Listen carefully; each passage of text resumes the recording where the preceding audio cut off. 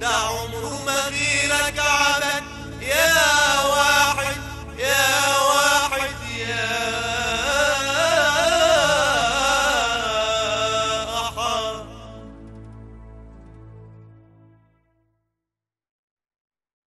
À présent, on va enchaîner avec nos reportages. L'État accorde un intérêt majeur à la culture et aux arts, étant un des outils de la force douce qui forme la conscience de l'Égyptien et contribue à la construction et la créativité, la création plutôt de sa personnalité. L'initiative présidentielle Vie décente ne se limitait pas au développement des services dispensés aux citoyens dans les villages, mais englobait également les côtés culturels et artistiques. Voyons ça.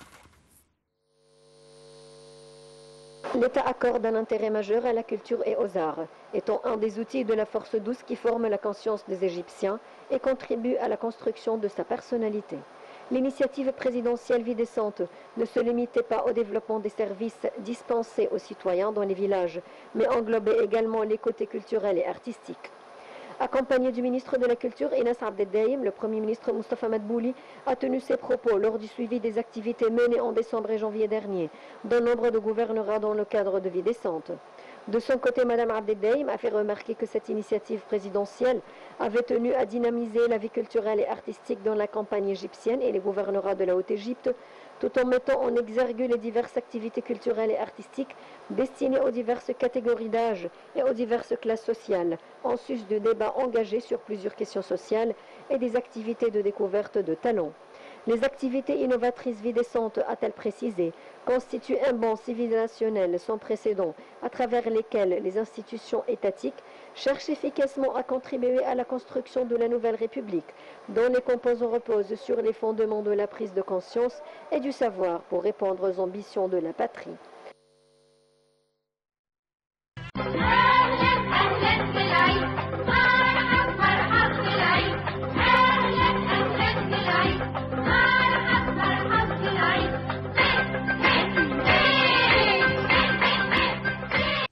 Et pour parler de cela, nous avons en ligne monsieur l'ingénieur Nagui Victor, économiste. Nous sommes ravis de vous avoir avec nous. Monsieur Nagui, vous m'entendez? Oui, je vous entends bien. Oui, bonsoir. Bonsoir. Alors, notre question concerne l'initiative Une vie décente, une initiative importante pour façonner non seulement la vie, mais le profil du citoyen égyptien. Comment est-ce que le côté artistique et culturel pourrait intervenir? Oui, il faut dire une chose très importante à signaler, est que depuis que le monsieur El-Sisi a été élu président de la République en 2014, il a en tête un but initial important qui est celui de la promotion du égyptien, son niveau de vie. Pourquoi donne cette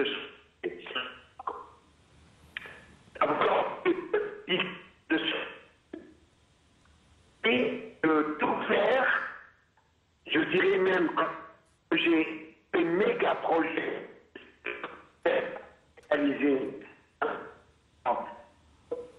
réalisé actuellement, vise principalement l'illustration de la vie du citoyen égyptien. Donc, il y a cette initiative très importante, Vie décente. C'est une initiative sans pareil. Pourquoi je dis que Vie décente vise les villages, 4500 villages, les plus pauvres en Égypte. Donc, on rentre dans ces villages et Dieu sait combien de personnes n'ont pas accès à l'eau potable, ni non plus à l'électricité, ni aux besoins primitifs de la vie humaine. Oui. Ce qui fait que, en entrant dans ces villages, la première chose qu'ils font, c'est d'installer des réseaux d'eau potable. Réseaux d'eau potable pour pouvoir manger, pour pouvoir boire, pour pouvoir se laver. Et c'est très important d'avoir de l'eau potable à proximité, sans devoir faire des kilomètres avec une pompe d'élevage pour pouvoir obtenir quelques seaux d'eau. En parallèle, puisqu'on dit des réseaux d'eau potable, il faut qu'il y ait des réseaux d'évacuation. Cette eau doit partir dans des canalisations et dans des stations de pompage, d'épuration et de traitement des eaux usées. Actuellement, dans plusieurs villages, il n'y a pas de réseau d'assainissement. Il y a des tranches assez profondes dans lesquelles tous les résidus vont à l'intérieur et toutes les 2 semaines, tous les mois, on vient pomper ça dans des voitures et pour les rejeter ailleurs. C'est très malsain et ça ne peut pas aider à avoir une santé, une bonne santé, impossible. Bien sûr. Avec tous ces microbes et tous ces problèmes qui proviennent de cette situation. Donc on a dit eau, on a dit évacuation, assainissement, on dit électricité. Nous vivons maintenant une révolution de l'électricité et il est incroyable, inconcevable de ne pas avoir l'électricité chez soi.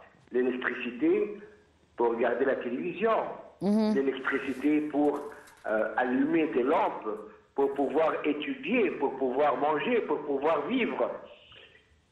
Donc, c'est installer l'électricité et, globalement, toute la maison, les maisons en terre battue, qui ne sont pas capables de recevoir les réseaux de gaz naturel. On sait très bien que l'Égypte a un don, je dirais un don de Dieu, qui s'appelle les gisements de gaz naturel qu'on a découvert et qui aide énormément à promouvoir la société et la vie quotidienne de tous les jours des familles égyptiennes. Mais on ne peut pas installer des réseaux de gaz naturel dans des maisons en terre battue. Impossible. C'est très dangereux. Et c'est contre les normes.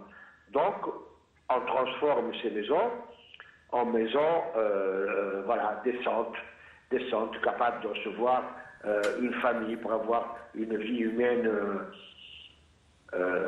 encore une fois décente, juste. Bon, où en est-on, Monsieur Negui Victor, avec cette initiative maintenant? Qu'est-ce qui a été réalisé et qu'est-ce qui reste à faire? Je pense, je ne suis pas sûr du chiffre, mais je pense que dans 2500 villages, le gouvernement a intervenu. Et l'intervention, c'est une intervention intelligente. Pourquoi une intervention intelligente? Parce que quand par exemple, à Minier, donc qui est une ville de la Haute-Égypte, quand ils ont intervenu, ces maisons en terre battue ont été transformées en maisons construites avec de la pierre blanche. Oui. À Minier se trouvent des carrières, des carrières de pierre blanche. Et là maintenant, c'est toute une industrie et qui fait travailler beaucoup de personnes de la ville pour découper cette pierre, la transformer en blocs et la transporter pour construire les maisons avec. Donc on utilise les produits et les matériaux locaux pour construire les nouvelles maisons. Ça c'est un exemple.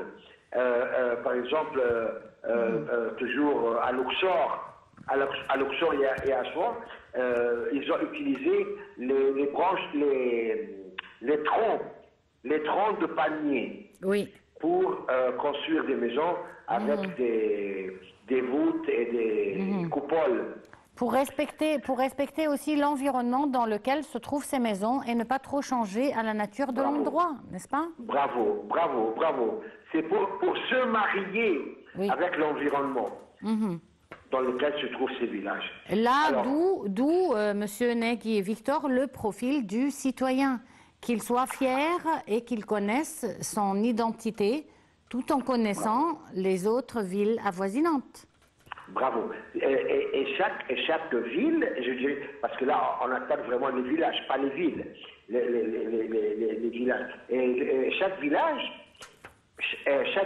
a son identité. Et chaque gouvernerat. Absolument. Et donc, je pense que c'est un projet très vaste, très important. C'est un projet pharaonique, je dirais, et qui va demander des efforts dans tous les domaines. Là, je n'ai parlé que de l'eau, des évacuations, de l'électricité, mais il faut parler en même temps de l'éducation. Et de la culture, qui est notre sujet aujourd'hui. Où est la culture et l'art dans tout cela? Culture, avant de parler de culture, il faut parler enseignement. Il faut savoir lire et écrire. Il faut avoir un minimum de diplômes pour pouvoir être cultivé et puiser dans les sources de culture. Donc, il y a plusieurs villages où il n'y avait pas d'école et les élèves devaient faire tous les jours, je ne vais pas... Des kilomètres à pied. Des kilomètres à pied, c'est connu. Absolument, absolument, madame. Alors maintenant, ils ne vont pas créer une école dans chaque village, c'est pas vrai ça. Mais au moins un complexe éducatif qui sera créé sur un endroit central pour pouvoir alimenter plusieurs villages à proximité. Alors, et là, en parallèle, on pourra parler des centres culturels qui sont créés dans ces villages et les centres de jeunesse, Marak et Shabab, qui sont créés là-dedans et dans lesquels les jeunes peuvent exercer des lectures avec une bibliothèque adaptée encore à la culture du village. Et l'art. L'art, c'est très important. Mais l'art, on ne l'obtient pas. Il est né en nous. Un artiste, c'est une personne qui a ça dans ses gènes, qui a ça dans ses... par nature, qui est comme ça par nature. Voilà, c'est pas quelque chose qu'on a créé, non, c'est quelque chose qui sort de nous. Et maintenant, ils sont très attentifs, effectivement, comme vous le dites, madame, en parallèle de toute cette promotion matérielle, béton, pierre, acier, en parallèle, il y a toute une promotion justement pour l'éducation, pour la culture. Mais une chose encore très très importante, dans ces villages, il manquait beaucoup de centres sanitaires. Centres sanitaires, quand on était malade, il fallait encore une fois chercher des kilomètres pour aller, comme on dit, à El Bandar, pour trouver un hôpital ou pour trouver un médecin. Et je pense que c'est très important ça, et le gouvernement apporte beaucoup d'importance à la santé de ses citoyens, des citoyens égyptiens. Car on sait très bien qu'une personne avec une bonne santé est une personne capable et apte pour bien vivre et faire promouvoir son pays. Mais quand on est malade, on ne peut pas faire grand-chose. Donc, il y a, je ne dirais pas des hôpitaux, mais des centres sanitaires qui peuvent fournir les premières aides et les petites opérations et avec des pharmacies. Alors, autre chose encore, les routes, les moyens de communication.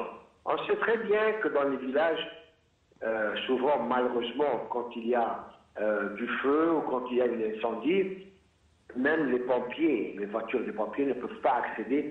Parce que les routes sont coupées. Sont coupées ou sont trop étroites. Ne permettent pas... Ou sont trop boueuses aussi. Bravo. Voilà. on peut pas circuler là-dedans. Oui. Alors donc, maintenant, ils refont le, comment dire en français, L'asphalte? ben, mais avant l'asphalte, ils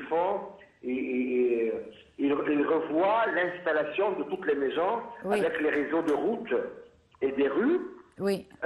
pour que ce soit accessible aux voitures, aux moyens de Les réseaux d'urgence. routiers, quoi. Ils agrandissent les réseaux routiers. Voilà. Monsieur Nagui Et Victor, ça, c'était un plaisir de vous avoir avec nous. Merci beaucoup pour cette intervention. Une petite pause et on se retrouve tout de suite après.